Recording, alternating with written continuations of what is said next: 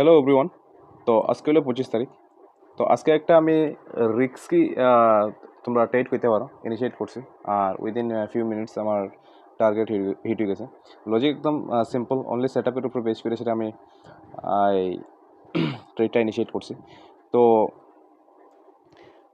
এটা তোমার ডিসকাস করার আগে, লজিক ডিসকাস করার আগে প্রিভিয়াস ডে দেখো আমি কোনো ট্রেডই ইনিশিয়েট করছি না, কয়েকদিন ধরে কোনো ট্রেডই আমি ইনিশিয়েট করছি না, ঠিক আছে?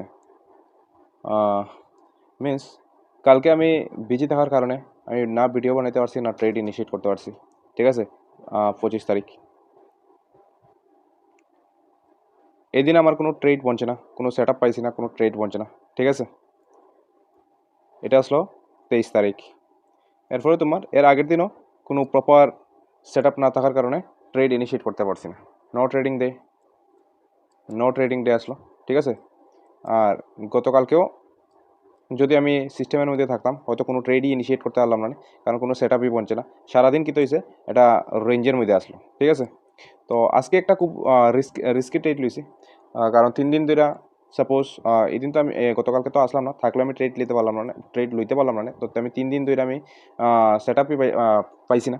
তো আজকে কী করছে, একটা রিস্কি ট্রেড ইনিশিয়েট করছি, ঠিক আছে? সেট আপের উপর বেস করেছিলাম। চলো দেখি কী হয়েছে। তো লজিক ডিসকাস করার আগে প্রিভিয়াস ডে চার্ট যদি আমি দেখি, প্রিভিয়াস ডে কী হয়েছে, সারাদিন একটা রেঞ্জের মধ্যে এই রেঞ্জের মধ্যে কী আসলো, কনসোলিডেট, মানে এখানে বায়ার আর সেলার এখানে অ্যাভেলেবল আছে, ঠিক আছে? তো আজকে মার্কেট কী হয়েছে, এটা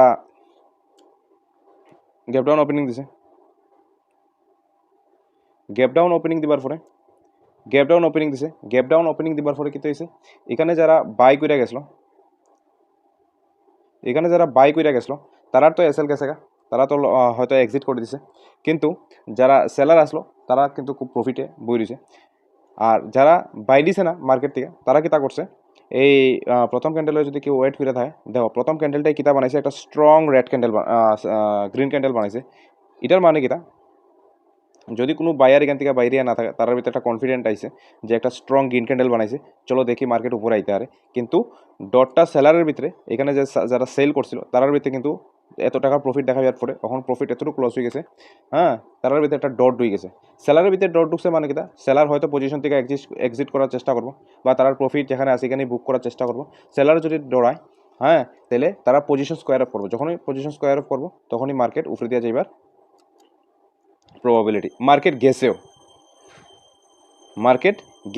ঠিক আছে? তো আমি কিতা করছি, এইসব সিনারিও দেখেছি না, এটা যখন স্ট্রং আমার গ্রিন ক্যান্ডেল বানাইছে, গ্রিন ক্যান্ডেল বানানোর সাথে সাথে আমি কিতা করছি, এটা ফিপ লাগাইছি, লো টু হাই ফিপ লাগাই, এটা 60% অব্দি আমি ওয়েট করছিলাম, কিন্তু আইসে না। তো আমি ট্রেড ইগনোর করছি। হয়তো মার্কেট উপরে গেছে, বাট আমি কোনো ট্রেড ইনিশিয়েট করতে পারছি না, ঠিক আছে? এখানে আসলো ক্লোজিং প্রাইস থেকে রিজেকশন লিয়ে নামছে, যারা এখানে সেল করছে তারাও এসেল গেছে মার্কেট। মানে অতটুকু পর্যন্ত দেখে বুঝছি যে মার্কেট হয়তো আজকে আপ ট্রেন্ড থাকতে পারে, বা মার্কেট ডাউন মুভ করার তার কোনো ইচ্ছা নাই। তো আমি কিতা করছি, যেহেতু 3 দিন ধরে আমি কোনো সেট আপ পাইছি না, তো আজকে কিতা করছি, আমি একটা রিস্কি ট্রেড ইনিশিয়েট করছি। আমি এই সুইংয়ে কিতা করছি, 50 হাই লাগাইছিলাম আমি এখানে, ঠিক এই ক্যান্ডেলটাতে, এই জায়গাতে আমি একটা ট্রেড ইনিশিয়েট, এটা খুব রিস্কি ট্রেড, এরকম আমি লই না, কারণ 3 দিন ধরে আমি ট্রেড ইনিশিয়েট করছি না, এটার লেগে আমি এখানে এই ট্রেডটা লইছি। আমার ট্রেডের পিছের সিম্পল লজিক, সেট আপের পিছে আমার এই 0.6-এর এখানে আইয়া, বা মানে এই জায়গাটা, এই জোনটার ভিতরে যেটা স্ট্রং ক্যান্ডেল বানায়, ঠিক আছে, গ্রিন ক্যান্ডেল, তখন আমি ট্রেড ইনিশিয়েট করি। মানে এইভাবে এই 0.6-এর উপরে যদি স্ট্রং একটা গ্রিন ক্যান্ডেল বানায়, তখনই আমি ট্রেড ইনিশিয়েট করি। বা এখানে যদি 70%-এর এখানে যদি আইয়া বানায়, কিন্তু তাহলে আমার স্ট্রাকচারটা এই হইতে লাগবে, ঠিক আছে? এই একটা সুইং ব্রেক করলে পরেই আমি ট্রেড ইনিশিয়েট করি। যে এখানে কোনো মানে হয়েছে না, এটার লিগে আমি খুব রিস্কি ট্রেড ইনিশিয়েট করছি। এটার লিগে আমি কইতেছি বারবার রিস্কি ট্রেড এটা। তো কী হয়েছে, আর এটার লিগে আমি এসএলটাও খুব টাইট রাখছি, কারণ আমার এই ট্রেডের উপরে কোনো কনফিডেন্ট আসলো না। আমি কইছি কেন আমি ট্রেডটা ইনিশিয়েট করছি, তার লিগে আমি এসএলটা আমার একটু রিস্কি রাখছি, যেটা নিচে যাইব, লো যদি ব্রেক করে তো আমি ট্রেড থেকে বাইরে যাব। মার্কেট কিতা করছে, কিছু সময় করে সেরা একটু টাইম পাস করে সেরা বুম স্পাইকে আমার টার্গেট হিট, ঠিক আছে? তো এই আসলো আজকের পিছিয়ে লজিক, পুরো সেট আপ পেজ আসলো, ঠিক আছে? হয়তো একটু রিস্কি আসলো, ঠিক আছে, কিন্তু আর একটা জিনিস, এরকম একটা মুভ হওয়ার পরে কীরকম স্ট্রং মুভ দিয়ে এটা রিকভারি করছে, এই মুভের মানে এরকম এগেনস্টে যাওয়া ঠিক না, ঠিক আছে। সবসময় মুভের সাথে সাথে যেমন এই রিট্রেসমেন্ট, এই মুভের সাথে রিট্রেসমেন্ট হয়েছে, ঠিক আছে। তো এখানেও যদি কেউ লইয়া থাকে, এটাও একটা খুব রিস্কি ট্রেড হয়ে যাব, কারণ অলমোস্ট এটা হায়ার আশেপাশে, ঠিক আছে। অলমোস্ট এটা হায়ার মানে এই দেখো এটা হাই লেভেলের আশেপাশে, মানে এখান থেকে মানে রেজিস্ট্যান্স লইছে, এখান থেকে রেজিস্ট্যান্স মানে লইছে মানে কিটা আপার সাইড, মানে হায়ার আশেপাশে থেকে রেজিস্ট্যান্স লইছে, তো হায়ার আশেপাশে থেকে রেজিস্ট্যান্স লইছে মানে কিটা এখানে মানুষের সেল করা স্টার্ট করছে, মানে এখানে এটা একটা কমন এরিয়া, এখান থেকে মানুষ সেল করবো, এটা যেহেতু কমন এরিয়া, সবের অপারেটরের সঙ্গে আইতে পারে, এখানে কমন এরিয়া, তারা এসএল কই থাকবো, উপরে থাকবো, মার্কেট কিতা করছে, সেলার ইনভাইট করছে, এরপরে দেখো মার্কেট আস্তে আস্তে করে সেটা বুম, সব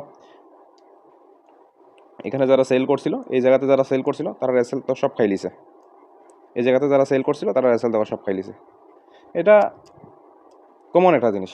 তো এটা যদি এই জায়গার থেকে এই মুভটা আইছে, এই মুভটা এবার পর থেকে এখান থেকে যদি এই জায়গার থেকে যদি একটা স্ট্রং রেড ক্যান্ডেল বানাইয়া, তাহলে একদম perfect to perfect set up হইল না এটা, ঠিক আছে। তো আজকে লেগে এতটুকুই, thank you for watching the video.